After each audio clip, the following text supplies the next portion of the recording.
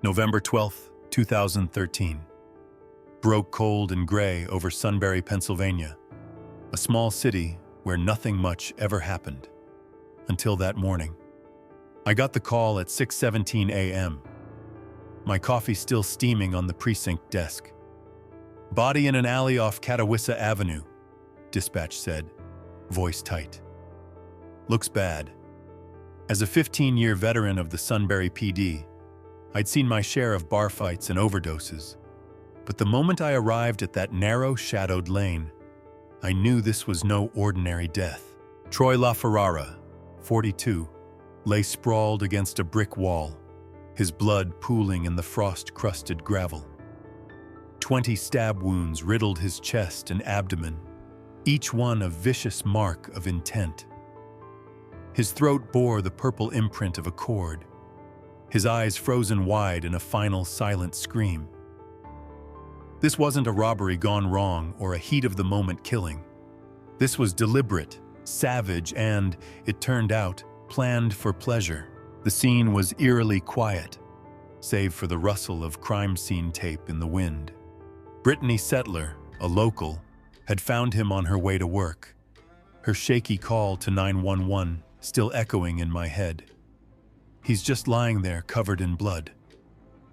Troy was a big man, 6'2", 278 pounds, yet he'd been overpowered, discarded like trash. No wallet missing, no signs of a struggle in the alley itself.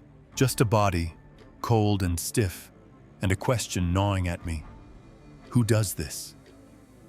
I crouched beside him, gloved hands tracing the air above his wounds, counting the punctures. The precision unnerved me. Someone had taken their time. A faint tire track in the mud nearby hinted at a vehicle, but it was the phone in his pocket that cracked the case open. Troy's last call, time-stamped 8:43 p.m. on November 11th, led us to Miranda Barber, a 19-year-old newlywed from Selinsgrove. We picked her up December 6th, her petite frame and wire-rimmed glasses clashing with the brutality we'd seen. She sat in the interrogation room, hands folded, voice steady as she spun her first lie. He groped me, so I stabbed him, self-defense. But 20 wounds don't scream survival. They scream rage, or worse, enjoyment. Her story unraveled fast when we pulled her Craigslist ad. Female companionship, $100. No sex, just company. Troy, a married engineer from Port Trevorton, had answered it, meeting her at the Susquehanna Valley Mall parking lot. She drove him 6 miles to Sunbury, and that's where her husband, Elytte Barbour, 22, entered the picture. Elitte's confession came hours after hers, a gut punch that turned a murder case into a horror show. He'd hidden in the back seat of their Honda CR-V under a blanket, waiting for her signal. 3 weeks married. November 11th was their anniversary and his birthday. They'd decided to celebrate by killing together. "We'd tried before, but it never worked out," he said, his casual tone chilling me to the bone. He'd wrapped a cable cord around Troy's neck while Miranda drove the knife in, over and over. They dumped him, hit Walmart for cleaning supplies, garbage bags, carpet cleaner, paper towels, then partied at a strip club. No remorse, no rush, just a night out after slaughter. Standing over Troy's body that first morning, I hadn't yet heard those details, but I felt the darkness. The wounds told a story of teamwork, of intent. When Miranda later bragged in jail about 22 to 100 kills, claiming a notched knife and a satanic alter ego, Super Miranda, I didn't know what to believe. Was she a fantasist or a monster? Her calm retelling, detailing how Troy's words sealed his fate, made my skin crawl. "He said it was okay I was 16, she'd say. "If he'd said no, I'd have let him go." A lie, I'm sure, but it hinted at the game she played. This wasn't a crime of passion. It was a lure, a trap, a thrill kill by 2 kids who saw death as entertainment. As I stared at the alley, the tire track, the blood, I knew we were stepping into an abyss, one we had to climb out of no matter how deep it went. Miranda Barber wasn't just a suspect. She was a riddle wrapped in darkness, a 19-year-old whose mind twisted in ways I'd never seen. Sitting across from her in that stark interrogation room, her small frame dwarfed by the metal chair, I searched her eyes for something human. Nothing. No tears, no tremor, just a flat, unblinking stare as she recounted stabbing Troy LaFerrara like it was a chore she'd finished. As lead investigator, I had to crack her open, peel back the layers of her psyche to understand how a girl from a small Alaskan town became this. What I found was a cauldron of trauma, delusion, and evil that boiled over into a nightmare. Her story starts in North Pole, Alaska, a place as unassuming as its name. Born in 1992, Miranda's life derailed at 4 when her uncle, Richard Fernandez, a soldier turned predator, sexually abused her. Her mother, Elizabeth, confirmed it. A brutal assault that landed him 10 years in prison. It was bad, Elizabeth told me, her voice hollow. That scar never healed. It festered. By 12, Miranda was running away, falling into the grasp of a 25-year-old Satanist named Forrest. She claimed he owned her, branded her with a swastika on her neck and his name on her thigh. He ruled me, she told her mom. That's when the spiral began. Drugs, prostitution, and, if she's to be believed, murder. In jailhouse interviews, Miranda spun a tale that froze my blood. At 13, she said, Forrest took her to an alley, shot a debtor, then forced her hands onto the gun to finish him. I hate guns, she'd say, so I stuck to knives. She claimed she joined a satanic cult under his wing, killing 22 to 100 people across Alaska, Texas, North Carolina, and California over 6 years. When I hit 22, I stopped counting, she told the Daily Item, her voice eerily calm. She described a notched knife, 1 mark per victim, and a persona, Super Miranda, that emerged when she killed bad people who abused kids or owed money. Like some twisted Dexter, she painted herself a vigilante, guided by satanic rages. Was it true? Her father, Sonny, called it fiction. She's manipulative, dishonest, lives in a fantasy world. No evidence backs her body count. Alaska police found no matching unsolved cases, but the possibility gnawed at me. Her past offers clues to the madness. After the abuse, her family moved to Wasilla, then Palmer, but stability crumbled. Heroin took hold, landing her in North Star Behavioral Center for stints of detox and psych evaluations. She'd run off, turn up days later, a friend, Kelsey Solnick, said. At 17, she got pregnant, by whom no one's sure, and claimed the cult forced an abortion, tying her to a bed. Her mom took her to a doctor. No signs of it. Truth or lie, it fit her pattern, weaving horror to control the narrative. When her parents divorced in 2011, she moved to North Carolina with an aunt and uncle, gave birth to a daughter, Aria, and met Elytte Barbour. She drew him into her world, marrying him October 22, 2013. 3 weeks later, they killed Troy. Miranda's mind was a weapon, sharp, calculating, and unhinged. She lured men through Craigslist for cash, $50 to $850 an hour, insisting it was just conversation. Elytte backed her, proud of her hustle. But with Troy, it turned lethal. He said the wrong thing, she claimed, saying she'd have spared him if he'd balked at her fake age of 16. I don't buy it. Her knife said otherwise. In prison, she showed no remorse. If I got out, I'd do it again, she said, begging not for mercy, but to stay locked up. Her lawyer pushed insanity, citing her confessions, but she sabotaged it, craving the spotlight. She offered to map out bodies: Alaska's Big Lake, Florida's Mexico Beach, I-95 near Raleigh. Yet nothing surfaced. "They won't find full bodies, just parts," she taunted. What drove her? Trauma cracked her. Satanism fueled her, but the core was power. She studied victims, befriended them, then struck, reveling in control. Her calm, her boasts, her notched knife myth. It was a performance, a sick game. Whether she killed one or dozens, Miranda Barber was a void, a predator shaped by pain and unleashed on the world. Digging into her head didn't explain it. It just showed me how deep the darkness runs. Troy LaFerrara wasn't a name I knew before November 12, 2013. But his face, frozen in death, eyes wide with terror, haunts me still. As I pieced together his final hours, I didn't just see a victim.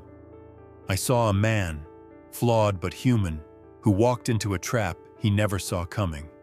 A 42-year-old engineer from Port Trevorton, Pennsylvania, Troy was big, 6'2", 278 pounds. Yet that night, size didn't save him. He was lured by a Craigslist ad, betrayed by a promise of companionship, and butchered by two kids who saw his life as a plaything. His pain, brief but excruciating, is the heart of this case, a stark reminder of what evil can steal. Troy's life wasn't perfect. Married to Colleen Keeney since June 2011, he worked as a senior resident engineer at the Lycoming County landfill, a steady job for a steady guy. No kids, just a quiet routine in a small town. But on November 11, 2013, something drew him to Miranda Barber's ad. Female companionship, $100, no sex, just company. Maybe he was lonely. Maybe curious. His wife never said. At 8:43 p.m., he called her, arranging to meet at the Susquehanna Valley Mall parking lot in Selinsgrove. He climbed into her Honda CR-V, likely expecting a harmless chat, a break from the everyday. Instead, he stepped into his grave. Miranda drove 6 miles to Sunbury, Troy beside her, unaware of Elytte, crouched in the back seat under a blanket. She later claimed she lied about her age, said she was 16, and tested him. He said it was okay, she told us, as if his response justified what came next. I don't believe she'd have spared him either way. It was a game, a trigger for her knife. At her signal, Elytte sprang up, looping a cable cord around Troy's neck. Miranda stabbed 20 times, each thrust tearing through flesh, muscle, organs. Court papers say he fought, choking and gasping, hands clawing at the cord as blood soaked his shirt. A big man, he should have overpowered them, but surprise and numbers pinned him. His last moments were a frantic, suffocating hell, betrayed by the one he'd paid to trust. I can picture it, too vividly. The car's cramped interior, Troy's bulk wedged in the passenger seat, his breath rasping as the cord tightened. Miranda's blade flashing, her glasses glinting in the dashboard light. Elitte's grunts as he pulled harder. She told police he was still alive when they searched for a dump spot, his body twitching, gurgling, a fading pulse under all that blood. They rolled him into that alley off Catawissa Avenue, left him like refuse, his warmth seeping into the cold gravel. No dignity, no mercy, just a man snuffed out for a thrill. Troy's pain wasn't just the wounds. It was the shock, the realization that the friendly girl beside him was a killer, that the night he'd paid for ended in agony. His obituary painted a life of normalcy, work, marriage, a future, cut short by a whim. When I saw his body that morning, the stab marks told a story of fury, but his face screamed confusion, fear, a plea for it to stop. He didn't deserve this, no one does. Miranda claimed he said the wrong thing, but I've heard her lies. His death was scripted, his suffering their entertainment. Standing over him in that alley, I felt his absence like a weight. He'd trusted, maybe too much, and paid with everything. The bloodstains, the cord marks, the sheer number of wounds. They spoke of a struggle he couldn't win, a pain no one should endure. His wife's silence afterward said plenty. She lost a partner to a senseless act. As an investigator, I chase justice, but for Troy, it's cold comfort. His final fight was against monsters who saw him as prey, and that betrayal cuts deeper than any knife. The moment Troy LaFerrara's body hit our radar on November 12, 2013, the clock started ticking. A man stabbed 20 times and dumped in a Sunbury alley wasn't a random act. It was a puzzle, and as lead investigator, I had to solve it fast. No witnesses, no murder weapon at the scene, just a corpse and a faint tire track in the mud. But Troy's phone, still in his pocket, was the thread that unraveled the web. What followed was a relentless chase through lies, confessions, and a killer's delusions, proving that even the most twisted minds leave traces. We started with the basics. Brittany Settler's 911 call gave us the body's location, off Catawissa Avenue, found at dawn. The coroner confirmed 20 stab wounds and strangulation marks from a cord, a two-person job. No wallet missing, no signs of a fight in the alley. Someone drove him there, dead or dying. The tire track suggested an SUV, but the real break came at 10:47 a.m. when we pulled Troy's last call, 8:43 p.m., November 11th, to a number registered to Miranda Barber, 19, from Selinsgrove. By December 6, we had her in custody, her petite frame and calm demeanor a stark contrast to the carnage she'd left behind. Miranda's first story was flimsy. He groped me, so I stabbed him, self-defense. 20 wounds don't match that. No one defends themselves with that kind of fury. We traced her Craigslist ad, female companionship, $100 no sex, and confirmed Troy met her at the Susquehanna Valley Mall. Her Honda CR-V fit the tire track, and surveillance caught her buying cleaning supplies at Walmart post-murder. Garbage bags, carpet cleaner, paper towels. Blood traces in the car sealed it. She was lying. But the full truth hit when we brought in her husband, Elytte, arrested December 6th after her.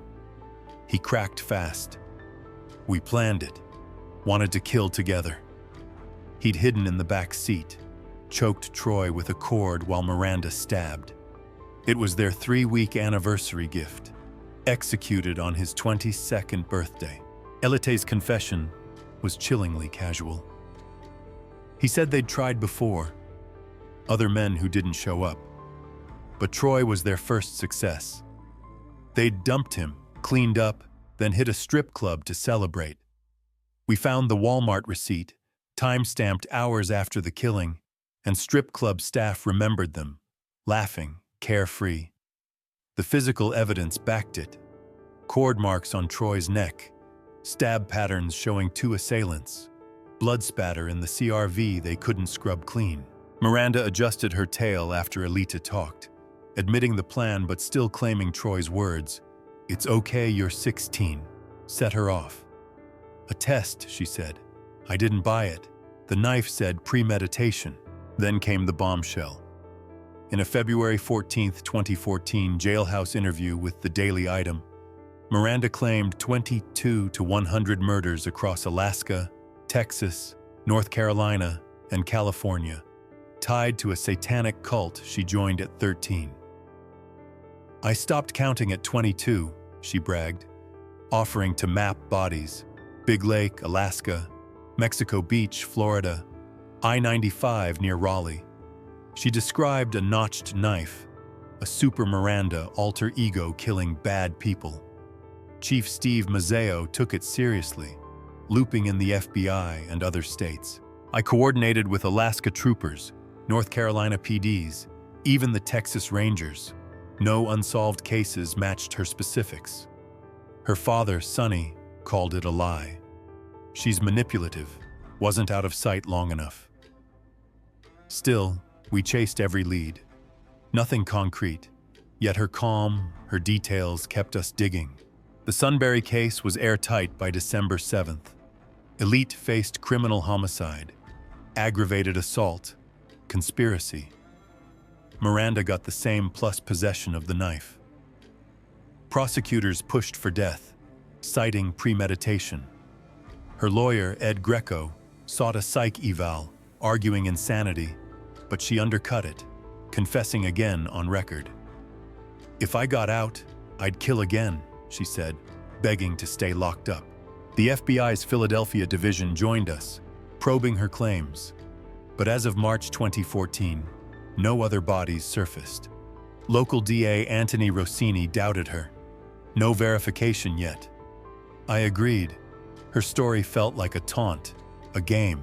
This wasn't just detective work. It was a descent into madness. We followed phone logs, surveillance, tire tracks, and blood until the barber's facade collapsed. Troy's case closed with their arrests. But Miranda's broader claims linger. An open wound we may never heal. Every step, every lie unraveled, showed me one thing. Evil hides in plain sight, and we have to keep looking. Troy LaFerrara's murder wasn't just a killing. It was a ritual, a savage act choreographed by Miranda and Elytte Barbour with a cruelty that still turns my stomach. As I pieced it together from their confessions and the evidence, I saw not a crime of rage but a cold, deliberate slaughter, executed for the sheer thrill of it. 3 weeks into their marriage, on November 11th, 2013, they turned Troy's trust into a blood-soaked nightmare, a testament to their depravity that I'll never unsee. It started in Miranda's Honda CR-V, parked at the Susquehanna Valley Mall. Troy climbed in, expecting companionship for his $100. Miranda drove 6 miles to Sunbury, chatting to keep him at ease, while Elytte crouched in the back seat under a blanket, cable cord in hand. She claimed she tested him, lied about being 16, and his "it's okay" triggered her. Bullshit. The knife was ready, the plan set. At her signal, Elytte struck, looping the cord around Troy's neck and yanking tight. Miranda plunged her blade in, 20 times, piercing chest, stomach, lungs. Each stab a calculated burst of violence. Court papers say he was choking and gasping, alive as they hunted a dump spot, his blood pooling in the car. The brutality was meticulous. Elytte held him, a 278-pound man, helpless as the cord crushed his windpipe. Miranda's strikes weren't wild. 20 wounds take focus, intent. The coroner noted precision. Deep, targeted, meant to kill slow and sure. They didn't flinch at his struggles, his gurgles, just kept going, a twisted dance of death. When he finally stilled, they rolled him into that alley off Catawissa Avenue, a heap of flesh and betrayal. Then came the cleanup. Walmart for garbage bags, carpet cleaner, paper towels. Too much blood, Miranda admitted. They couldn't scrub it all. Hours later, they celebrated at a strip club high on their kill. This wasn't impulse. It was sport. Elytte said they'd tried before, failed when others didn't show. Troy was their prize. A stranger turned sacrifice for their sick bond. The cord, the knife, the teamwork. It was a ritual, a thrill kill stripped of humanity. Standing over his body, seeing those wounds, I felt the weight of their glee. They didn't just take a life, they reveled in its destruction, a cruelty so raw it defies reason.